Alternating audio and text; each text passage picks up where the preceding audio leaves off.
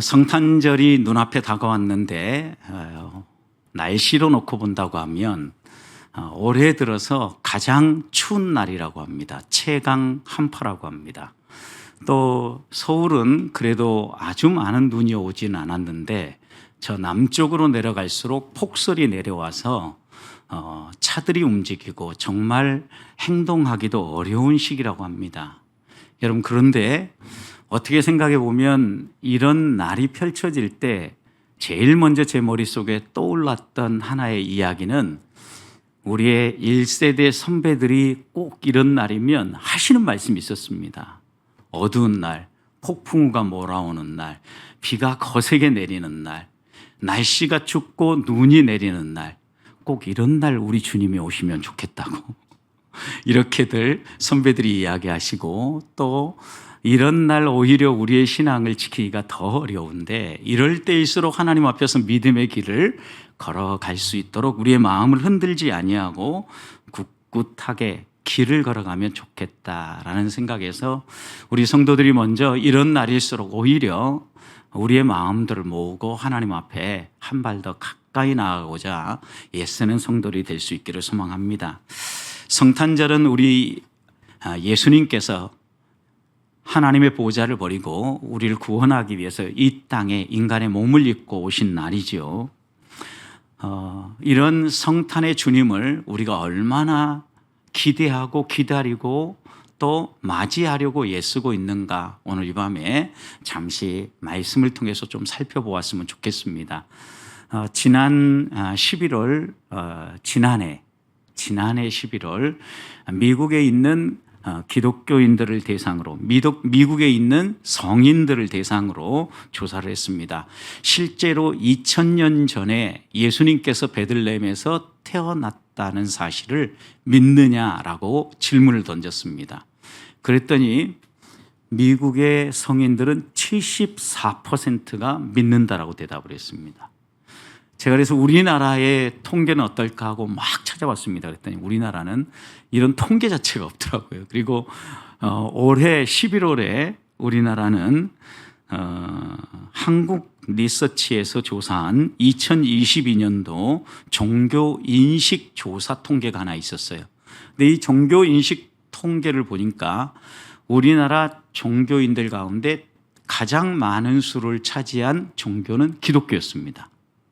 여기는 1등을 했는데 종교 가운데 인기 있는 종교는 어떤 종교인가? 사람들이 만약에 선택하면 이 종교를 선택할 건가라고 물었어요. 그래서 100점으로 환산을 했는데 불교는 47.1점을 받았습니다. 47.1. 천주교는 45.2. 기독교는 몇 점 정도 받았을 것 같습니까? 여기에 훨씬 못 미치는 31.6점을 받았습니다. 어떻게 생각해 보면 지금 우리나라는 예수 그리스도가 2000년에 실제로 태어나셨다는 사실을 믿느냐 믿지 않느냐를 묻기 전에 기독교인의 퍼센티지도 20%까지 내려왔습니다. 올해 통계에 의하면.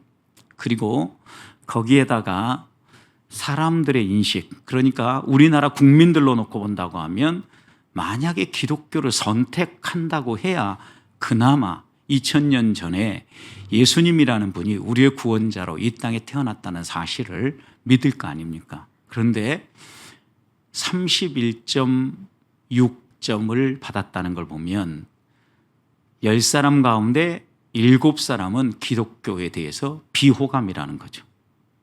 점수로 놓고 본다면. 그러니 74%를 받은 미국은 우리의 비교 대상이 못 되는 거죠. 이미 이런 통계에서는. 처음 시작할 때부터 어떻게 생각해 보면 미국이라는 나라는 기독교 의식, 특별히 영국에서 신앙의 자유를 찾아서 이주한 청교도들에 의해서 세워진 나라가 미국이지 않습니까? 그러다 보니까 그 근간에 뿌리에 기독교적 인식이 자리 잡고 있는 거죠. 그런데 우리나라는 오랜 시간 동안 어떻게 보면 우리나라의 5,000년 역사 가운데 근저에 흐르고 있는 종교성을 하나 들라고 하면 무교예요. 무교. 여러분 무교가 뭔지 알죠? 무당이 주가 되어지는 종교죠, 여러분. 그래서 무교는 어린 시절을 생각해 보면 확실히 우리나라가 무교의 영향 가운데 있었다는 게 생각하는 게 당산나무라든가 이런 데에 제사를 드리는 일이 비일비재해 있지 않습니까? 그리고 거기에다가 무슨 천을 걸어놓고 가서 정화수를 뜨고 떠놓고 빈다든가 이런 일들이 자연스럽게 진행됐던 걸 보면 우리들의 종교 심성 가운데 그대로 흘러가고 있는 것을 금방 알 수 있죠. 그런 점에서 우리들이 이 성탄의 계절에 예수 그리스도를 맞이하는 이런 마음을 가지고 얼마나 예수 그리스도를 믿고 의지하는가, 그것을 묻기 전에 이미 우리의 심령 가운데 예수 그리스도라는 존재를 인정하는 마음도 그다지 많지 않다라는 거예요. 실제로 2013년 이후로 캐롤을 듣기 어려운 시대가 되었죠. 왜냐하면 저작권법에 의해서 일정 이상의 사람들이 모이는 곳에는 캐롤을 틀려고 하면 그 음원에 대한 저작권료를 물어야만 틀 수 있게 한 거예요. 그러다 보니까 사람들이 여러 사람 모이는 곳에는 캐롤이 흘러나오지 않고 아주 작은 카페라든가 이런 데에서 우리는 캐롤이나 이런 것을 간간히 들을 수 있는 상황이 된 거예요. 이것만이 아니라 우리 아이들을 보면은요, 우리 아이들은 성탄절에 누가 주인공이냐라고 물으면 제일 먼저 바로 떠올리면서 대답하는 주인공이 있는데 산타클로스입니다. 예수님이 성탄절의 주인이 아니라 우리 아이들의 마음 가운데는 성탄절 산타클로스 할아버지가 우리에게 선물 주는 날, 이렇게 제일 먼저 기억한다는 겁니다. 무언가 조금씩 바뀌어가고 있다는 것을 감지할 수 있고, 지금 성탄절이 다가온다고 해도 언제부턴가 우리의 마음 가운데 막 성탄의 주님을 간절히 사모하고 기다리는 마음들이 흥을 살려내듯 일어나지 않는다는 것을 금방 우리 주변에서 알 수 있다는, 또 이런 분위기와 함께 사람들이 기독교에 대해서 비호감인 것과 함께 기독교인들이 여러 면에서 참 이기적이라는 겁니다. 그래서 이런 비판을 수용하는 교회들이 최근 들어서 우리 지역사회 주변에 있는 여러 이웃들과 어떻게 하면 우리의 가진 사랑을 이기적으로 우리를 위해서만 쌓지 아니하고 이웃들과 나눌 수 있을까를 생각하면서 참 많은 교회들이 열심히 하고 있어요. 제가 아는 교회들도 여러 면에서 이렇게 힘쓰고 애쓰는 걸 보면서 참 교회가 몸부림치고 있구나라는 생각을 하게 됩니다. 저희 교회도 2012년 성탄절부터 시작을 해가지고 지금 10년이 지나간 11번째 2022년 성탄절이 오기까지 변함없이 빠짐없이 우리 이웃들과 우리가 가진 이 사랑을 나누고자 지역사회 또 주민센터와 함께 계속해서 나누고 있지 않습니까? 변함없이 이렇게 또 우리의 것을 나누려고 하는 사람들이 있기 때문에 이 성탄의 기쁨 명맥이 끊어지지 아니하고 유지되어 오고 있다는 겁니다. 그런데 이런 우리의 분위기가 단지 우리들만의 문제는 아닌 것 같아요.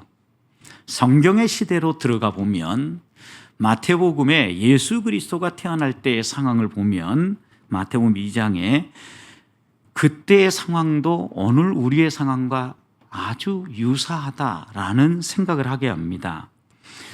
사람들은 예수님을 간절히 기다렸습니다. 오늘 우리 시대의 사람들이 성탄절 하면 공휴일, 뭔가 이날 좋은 날 이렇게 생각을 하고 있는 것처럼 그 당시에 이스라엘 백성들도 메시아를 간절히 기다리고 있었습니다. 정작 메시아가 태어났습니다. 그런데 예루살렘에서 살고 있었던 백성들, 그리고 또 종교 지도자들, 그리고 헤롯 왕, 이런 사람들의 하나하나 행동을 보면 이들은 메시아를 간절히 기다리고 있었음에도 불구하고 정작 동방 박사들이 와서 예수님이 태어났다, 메시아가 태어났다라는 정보를 알려줬을 때 종교 지도자를 보십시오. 어디에서, 어느 마을에서 어떻게 태어났을지 너무나 분명히 알고 있었죠. 어디에서 태어났으니까 그리 가보라고 이야기하죠. 그런데도 불구하고 그들은 찾아가지 않습니다. 예루살렘에서 거하고 있는 사람들도 누구보다도 메시아를 간절히 사모하고 기다리고 있었음에도 불구하고 그 동방 박사들의 이야기를 듣고 예수님을 찾아 경배하기 위해 나서지 않습니다.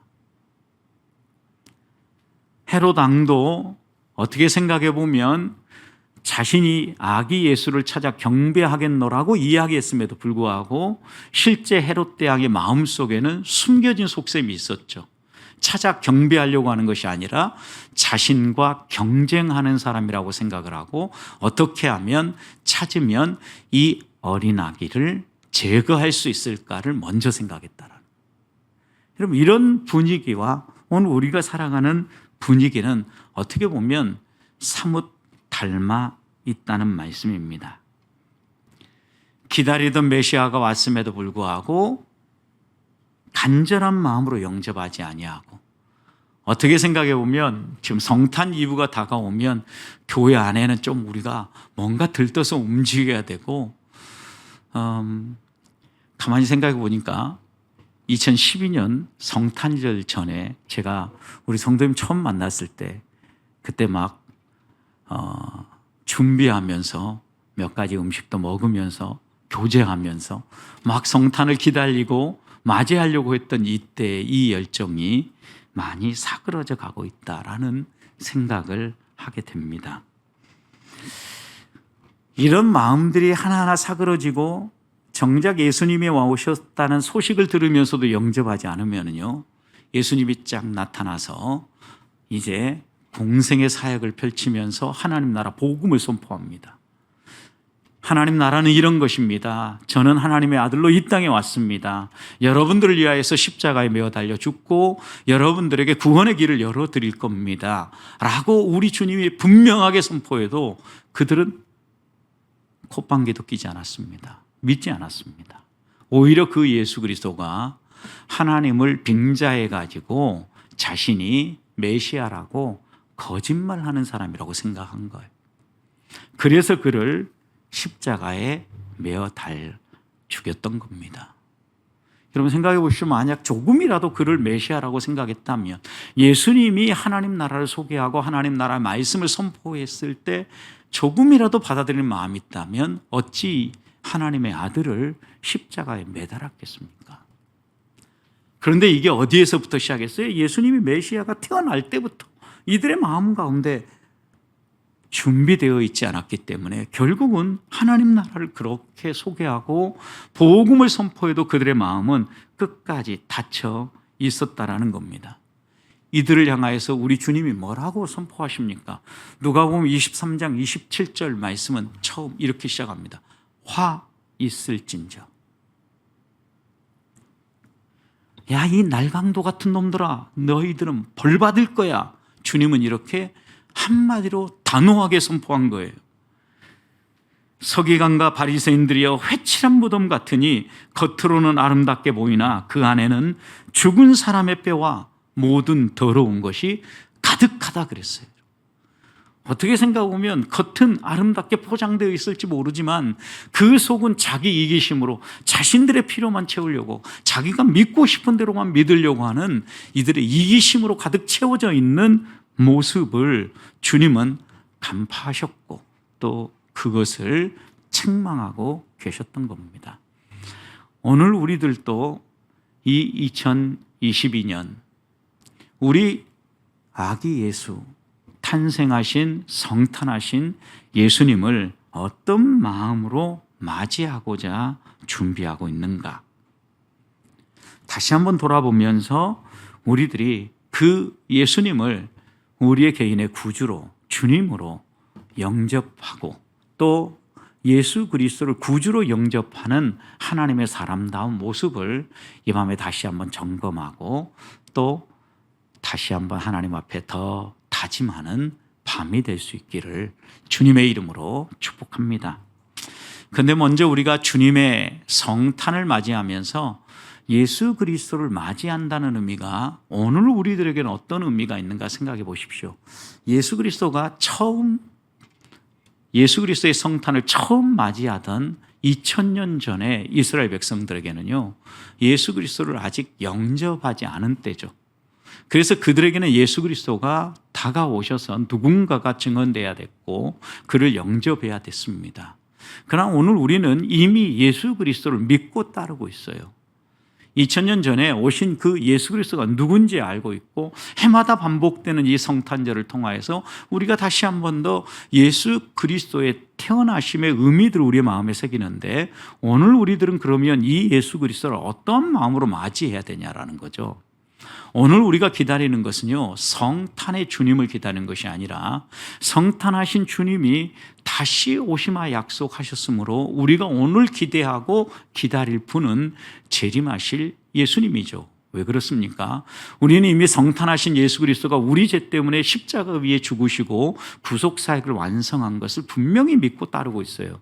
내 개인의 구주로 영접했을 뿐만 아니라 그 주님을 믿고 따른다고 고백하는 사람들입니다. 그렇기 때문에 우리가 성탄의 주님을 잘 맞이한다는 의미는 이 예수 그리스도를 개인의 구주로 영접한 사람으로서 이제는 다시 오실 재림의 주님을 맞이할 준비를 하고 있는가 돌아봐야 되겠다라는 거예요. 그런 점에서 제가 오늘 성탄절 이틀을 앞둔 오늘 이 금요일 저녁에 함께 살펴보려고 하는 말씀은 주의 재림에 대한 말씀이에요.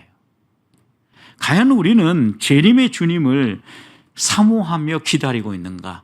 성탄의 주님을 내가 제대로 맞이했다고 하면 이제는 우리가 바라봐야 될 분은 재림의 주님인데, 왜 그런지 한번 보십시오. 우리 주님은 약속하신 대로 성탄하셨습니다. 그런데 그 주님은 떠나시면서 똑같이 또 다시 우리에게 약속해 주셨습니다. 다시 오시겠다고요. 예수 그리스도가 처음 오실 때 많은 사람은 분명히 예수님이 오시겠다는 약속을 마음속에 새기고 있고 기다리고 있었음에도 불구하고 정작 예수님이 탄생하셨을 때에는 우리가 미리 준비하지 못했구나. 예수님을 우리가 좀 더 준비하고 맞았으면 좋았을 텐데 라고 생각하면서 조금 늦게라도 뛰어간 게 아니라 오히려 예수님의 탄생을 부인했다라는 거예요. 부인.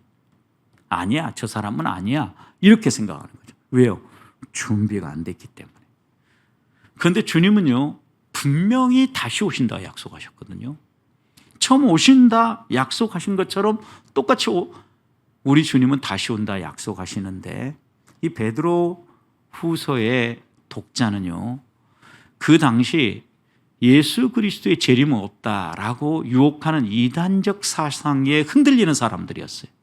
그런 유혹 가운데 처한 성도들을 향하여서 베드로 사도는 주님은 반드시 다시 오신다, 이렇게 먼저 선포하고 있는 겁니다.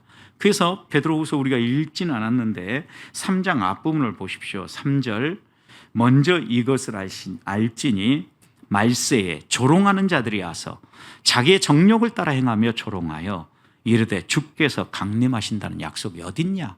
그 생 거짓말이다. 조상들이 잔후로부터 만물이 처음 창조될 때와 같이 그냥 동일하게 그대로 있다. 아무것도 변한 거 없다. 그러니 예수님이 재림한다는 거, 이거 생 거짓말이다. 이렇게 유혹하는 사람들이 있다라는 거예요.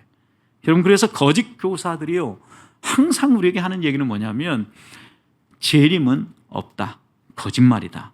그러니 그냥 이 땅에서 편안하게 너에게 주어진 것, 너를 생각하고 너의 행복을 추구하며 살아가는 것이 제대로 잘 사는 거다. 이 당시 베드로 후서의 독자들에게 주어지는 말로 하면 방탕하게 살아도 된다. 정욕을 따라 살아라. 그래도 아무런 문제가 없다. 니네들처럼 금욕하고 너희들처럼 이렇게 이 좋은 시간에 예배당에 나와서 예배하고 이거 바보 천치들이나 하는 행동이다. 이렇게 조롱하는 사람들이 그 당시에 있었던 거예요. 그런 유혹들에 처한 성도들을 향해서 10절 보십시오. 베드로는 뭐라고 얘기합니까? 그러나 그랬어요. 그러나 이렇게 이야기하는 사람들 있지만 그러나 주의 날이 어떻게 와요? 도둑같이 오리니. 여러분 이 날은 이 말의 의미가 뭐예요? 재림은 분명히 있다라는 거예요. 그런데 그 날은 도둑같이 온다라는 거예요. 여러분 도둑같이 온다는 의미가 뭐예요? 우리가 전혀 예상하지 못하고 예기치 못한 상황에 닥쳐온다라는 거죠. 도둑은 내가 언제 도둑질하러 갈게 라고 예고하고 오지 않잖아요. 실제로 베드로후서 2장 12절부터 14절 말씀을 보면 이들은 이성 없는 짐승처럼요 낮에 즐기고 노는 것을 기쁘게 여기면요 방탕하게 살고 유혹하는 자들이에요. 여러분 세상에 처하여 살아갑니다. 2장 14절 보면 그들의 눈은 음심이 가득한 눈이라 그랬어요. 범죄하기를 그치지 아니에요. 그리고 탐욕에 연단된 마음을 가진 자로서 저주의 자식들로 살아요. 유혹하는 사람들이죠. 여러분 어떻게 보면 오늘 우리 시대도요 우리를 유혹하는 세상의 유혹들이 얼마나 많은지 몰라요. 이런 이성 없는 짐승들처럼 인간의 몸을 입고 있고 인간의 탈은 쓰고 있지만 행동하는 거나 말하는 것은 짐승 같은 행동으로 정욕에 사로잡혀서 정욕에 끌려가는 이런 삶을 살고 있다는 거예요. 여러분 이런 우리를 향하여서 재림은 분명히 있다. 분명히 우리 주님은 다시 오신다라고 베드로 사도가 선포하면서 우리에게 교훈하는 게 무엇입니까? 오늘 8절 첫 번째 우리에게 교훈하는 것은요 하나님의 시간 계산법과 우리의 시간 계산법은 다르다라는 거예요. 여러분 왜냐하면 우리는 자꾸 우리의 주님이 재림한다고 얘기했는데 왜 이렇게 안 오냐라는 거죠. 그러면서 자꾸 속는 거예요. 그래서 베드로 사도는 하나님의 계산법과 우리의 계산법이 시간 계산법이 다르다라는 것을 8절에서 얘기하죠. 사랑하는 자들아 죽게는 하루가 1000년 같고 1000년이 하루 같다라고 얘기해요.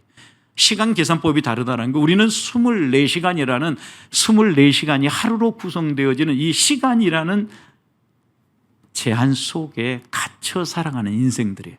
그런데 이 시간을 초월해서 이 3차원의 세계를 초월해 계시는 그 하나님을 우리의 이성으로는 이해할 수 없는 거예요. 하나님의 시간 계산법을 우리가 이해할 수 없는 거죠. 많은 사람들이 주님은 왜 이렇게 더디 오냐라고 불평을 합니다. 여러분 그래서 잊지 말라고 얘기하죠. 사랑하는 자들아 하루가 1000년 같고 1000년이 하루 같다는 이 한 가지 사실을 잊지 말아라. 이 한 가지 사실이 뭐예요? 하나님의 시간 계산법은 다르다라는 것을 잊지 말아라. 하루가 1000년이 될 수도 있고 1000년이 하루같이 지나갈 수도 있다라는 것을 잊지 말라는 거예요. 여러분 하나님의 응답이 늦다 할지라도 낙심하지 말라는 거예요. 왜? 하나님의 시간 계산법과 내 시간 계산법이 다르기 때문이에요. 재림을 기다리는 자세는 하나님의 시간 계산법을 따라서 살아가라는 건데 하나님의 시간 계산법은 여러분 생각해 보십시오. 어떤 계산법인가? 우리에게 하나님이 시간을 계산해서 응답해 주실 때 우리를 잔뜩 기다리게 만들고 골탕을 먹여서 곤란한 상황에서 들어주시는 분이 아니에요. 너 때 쓸 때까지 때 써봐라. 너 진 다 빠지고 나면 내가 그 다음에 들어줄게. 이렇게 말씀하시는 분이 아니시라는 거예요. 하나님의 시간 계산법에서 우리가 생각해야 될 것은 왜 하나님은 이렇게 더디 오시는가를 보면 하나님은 우리에게 최고의 것을 주시기 원하기 때문에 기다리시는 거예요. 그것을 오늘 말씀 보십시오. 하나님께서 오늘 말씀에서 이렇게 얘기합니다. 9절 주의 약속은 어떤 이들이 더디다고 생각하는 것처럼 더딘 것이 아니다라는 거예요. 여러분 더디고 왜 이렇게 안 들어줍니까? 라고 이렇게 얘기할지 모르지만 그렇게 더딘 것이 아니다라고 얘기하면서 그 다음 뭐라고 얘기합니까?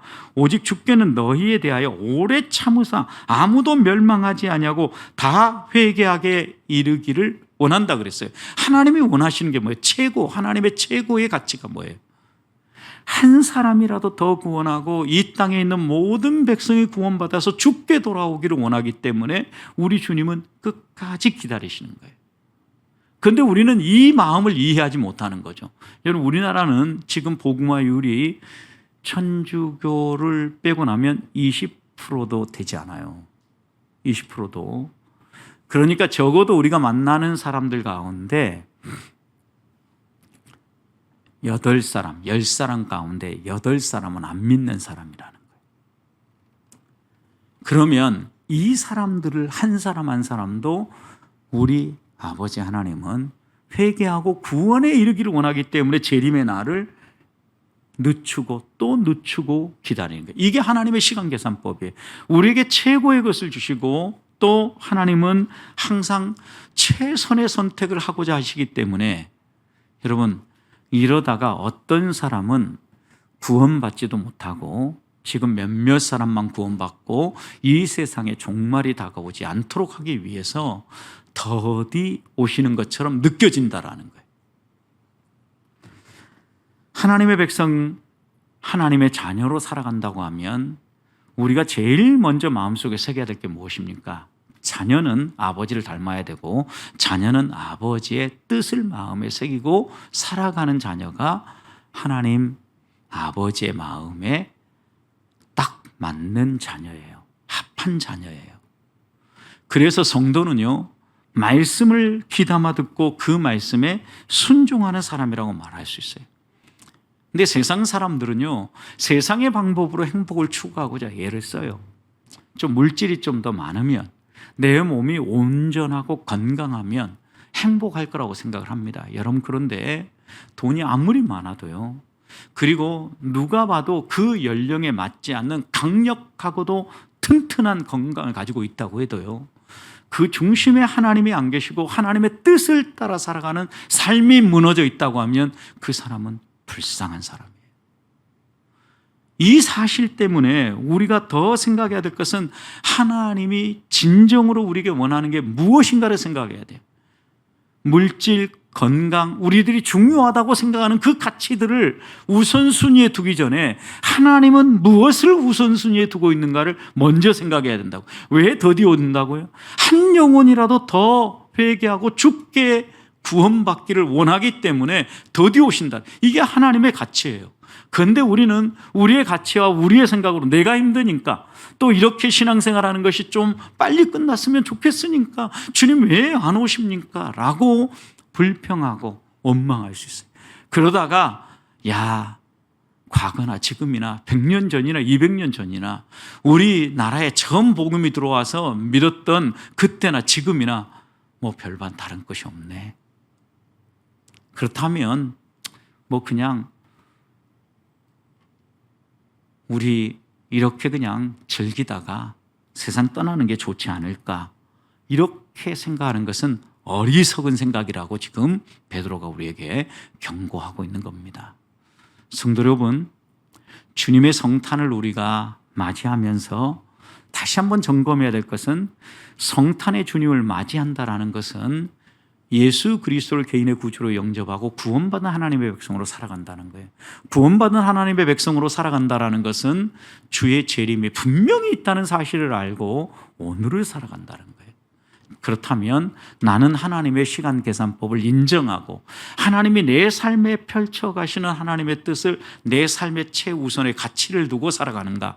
아니면 이 세상 사람들처럼 예수 믿는다고 하면서도 은근히 물질과 건강과 이 세상의 성공이 내 삶의 소중한 가치가 되어서 살아가고 있지 않은가 돌아보면서 이 밤 회개하고 하나님이 소중하게 여기는 가치가 나의 최우선의 가치가 되어서 성탄의 주님을 맞이할 뿐만 아니라 성탄의 주님과 더불어 다시 오실 주님을 맞이할 준비를 하는 주의 자녀들이 되시기를 축복합니다. 한 가지만 더 나누겠습니다. 재림은 우리가 이렇게 준비할 뿐만 아니라 많은 사람들이 주님이 언제 재림할까를 생각을 합니다. 그런데 재림과 관련해서 성경이 한결같이 교훈하고 오늘 베드로 사도도 우리에게 교훈하는 것은 그 시기와 때를 알려고 할 게 아니라 깨어있는 삶이 더 중요하다, 이렇게 말씀하고 있다. 깨어있는 삶이 더 중요하다. 예수님의 재림을 간절히 기다렸기 때문에 그들은 언제 주님이 오실까에 궁금했습니다. 자꾸 늦게 오기 때문에 거짓 선지자는 봐라, 안 오실 거니까 언제 온다고 말 못하는 거야, 두리뭉실하게 이야기하는 것과 똑같잖아. 애매모호하잖아. 안 오는 거야. 그러니까 그냥 대강 살아. 그리고 너희 육체의 필요들도 좀 챙기고 바보처럼 살지 말고 멋지게 좀 살아. 이렇게 유혹을 하는 겁니다. 여러분, 성도들이 이런 유혹에 흔들리지 않도록 우리 주님이 좀 더 명확하게 짚어주면서 언제 올 것을, 예를 들어 단계를 밟아서, 예를 들어 앞으로 100년이 남았다 그러면 90년 남았을 때, 80년 남았을 때, 10년 단위로 줄어갈 때마다 하나님이, 주님이 재림한다는 걸 뭔가 증거들을 보여주며 나타내 보여준다면 안 믿을 사람이 없겠죠, 여러분. 근데 하나님은 이런 방식으로 우리를 믿게 하신 분이 아니에요. 그 때와 시기를 감추어 두시고요. 우리에게는 오늘이 내 인생의 마지막이고 오늘이 주님이 재림한다고 해도 주님을 맞을 준비를 하면서 살아가라는 것이 재림을 준비하는 신앙이에요. 여러분, 우리는 자꾸 주님이 늦게 응답하시고 우리를 골탕 먹이시는 분처럼 생각하지만 절대 그렇지 않아요. 하나님의 뜻이라면요, 즉각 응답하시죠. 예수님의 말씀을 따라서 제자들이 강 반대편 마을로 전도하기 위해서 밤새 노를 짓고 걸어가고 있었습니다. 갑자기 풍랑이 불었습니다. 제자들이 죽을 위기에 놓여 있었습니다. 그때 주님은 기도하시고 쑥 물 위를 걸어서 반대편으로 지나가시려고 하는데 제자들이 보고 유령인가 하고 놀랬죠. 내니 두려워 말라 말씀하셨고, 그때 베드로는 담대하게 주님을 향해서 얘기하죠. 주님이라면 나로 명하여 무리를 걸어오라고 하십시오. 주님은 말씀하셨고 베드로는 물 위를 걸었습니다. 그런데 거대한 파도가 자기 앞에 오는 것을 보면서 그 시선이 주님이 아니라 바닷물을 보면서 물속에 빠져 들어갔죠. 급하게 베드로가 부르짖잖아요. 어떻게 부르짖었습니까? 주여 구원하소서, 나를 물에서 건져주소서. 그때 어떻게 합니까? 그때도 주님은 야, 지금 때가 아니야. 너 좀 더 저 밑에 들어가서 물 몇 모금 먹어봐. 생 고생해야 너가 내 정신을 알지. 내가 그렇게 오라고 얘기했는데 왜 또 의심하고 빠져? 이렇게 말씀하지 않고 어떻게 하십니까? 즉각 손을 내밀어서 그를 구원해줘. 사랑의 하나님이라고. 사랑의 하나님. 절대 우리를 간보는 분이 아니에요. 간보지 않아도 우리의 마음속에 생각까지 꿰뚫어 보시는 분이 우리가 믿는 하나님이에요. 절대 우리를 간보는 분이 아니에요, 여러분. 하나님은 우리가 생각하는 느림보가 아니에요. 이유가 있기 때문에 늦게 응답하시는 거예요. 그렇다고 하면 하나님의 때고 하나님이 이때라고 말씀하시면 손 내밀어서 금방 바로 응답하신다고요. 교회 문제도 마찬가지예요.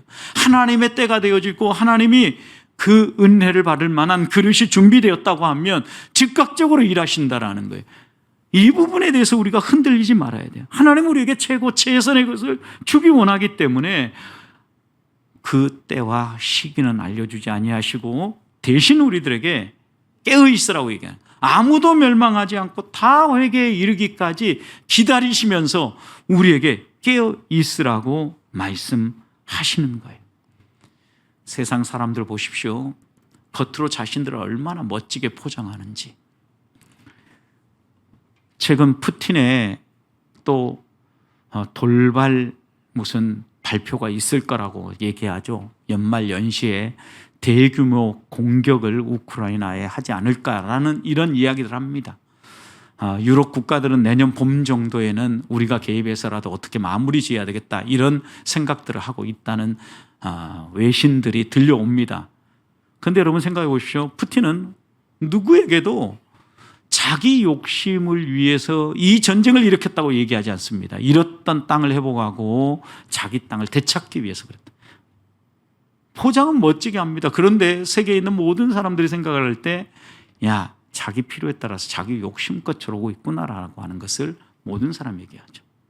어떻게 생각해 보면 우리도 다른 사람이 볼 때는요, 분명히 저게 아닌데 자기 혼자 포장해가지고 그럴듯하게 이야기를 하는 거죠. 마치 바둑판에 바둑을 두는 두 사람은 수가 잘 보이지 않아도 저 멀리에서 보고 있는 사람은 그 수가 좀 더 훤히 보이는 것처럼, 그 사람이 아무리 포장하고 아무리 멋지게 이야기한다 할지라도 그 속이 인간의 얕은 지혜 속에도 보이는데 하늘보다 더 높으시고 우리의 저 깊은 속까지 깨트려 보시는 창조주 하나님의 지혜 속에는 어떻게 보이겠느냐라는 거예요. 분명하게 깨트려 보고 계신다라는 거죠.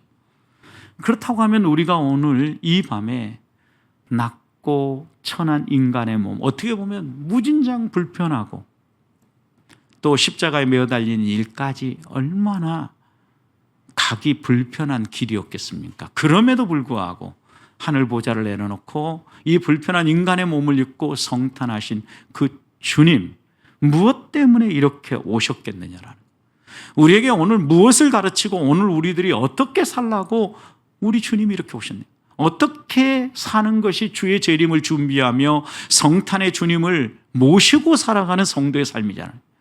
깨어있으라고 했는데 어떻게 하는 게 깨어있는 거냐는 거예요. 오늘 말씀 다시 보십시오. 11절, 10절부터 더 보십시다. 10절, 주의 날이 도둑같이 오리니, 분명히 도둑같이 오리라고 했어요. 그 날에는 하늘이 큰 소리로 떠나가고, 이 얘기는 뭐냐면 모든 사람이 알 수 있도록 오시겠다 이 말이에요. 그리고 난 다음에 11절, 이 모든 것이 이렇게 풀어지리니 너희가 어떠한 사람이 되어야 마땅하뇨. 지금 베드로가 방점을 찍고 있는 것은 이 부분이에요. 너희가 어떤 사람이 되어야 마땅하냐. 성탄의 주님을 모시고 다시 오실 재림의 주님을 영접할 준비를 하며 살아가는 사람이라면 어떠한 사람이 되어야 마땅하냐라는 거예요. 여러분, 어떠한 사람이 되어야 마땅하다고 얘기합니까? 거룩한 행실과 경건함으로 하나님의 날이 임하기를 바라보고 간절히 사모하라. 그리고 13절, 새 하늘과 새 땅을 바라봐라. 여러분, 깨어 소망하며 주의 재림을 사모하며 기다리라고 하는데 깨어 있는다는 의미를 두 가지로 설명을 했어요. 하나는 뭐예요? 거룩한 행실을 갖는 것, 또 하나는 경건하게 사는 것. 여러분, 거룩한 행실은 뭐예요? 거룩함이라는 것. 여러분, 거룩한 삶은요, 세상 사람들과 다르게 다른 거예요. 구별되는 거예요. 한마디로 요약하면 하나님 앞에서 우리가 깨어있는다라는 것은 세상의 가치와 세상의 방식과는 다르게 사는 거예요. 경건은요, 하나님과 바른 관계를 맺는 거예요. 하나님과 바른 관계를 맺으면 연쇄적으로 회복되어지는 관계는요, 이웃관계예요. 원수까지도 사랑하라는 주의 말씀을 따라서 회복되어지는 거예요. 그러니까 보십시오. 구별되게 살되 하나님과 관계뿐만 아니라 이웃과 바른 관계를 맺으라는 거예요. 이게 깨어있는 삶이에요. 이건 성경이 한결같이 이야기해요. 히브리서 12장 14절은요, 이 거룩함, 구별됨과 이웃을 돌아보는 구제, 그리고 바른 관계를 맺는 화평함, 이것이 없으면 어때요? 주를 보지 못한다 했어요. 구원받지 못한다 그랬어요. 여러분, 그러니까 깨어있는 삶은요, 반드시 두 가지가 살아나야 돼요. 뭐가요? 거룩과 경건이에요. 거룩은 구별됨으로 나타나고 경건은 바른 관계로 나타나야 돼요. 그렇다면 우리가 이 밤에 마지막으로 한 가지 더 마음에 새기십시다. 주의 재림을 기다리고 준비하며 살아가는 우리들은 어떤 사람이 되어야 마땅하냐. 어떻게 하나님 앞에서 성탄을 맞이하고 재림을 준비해야 되냐. 거룩과 경건으로 주의 재림을 사모하며 기다리자라는 거예요.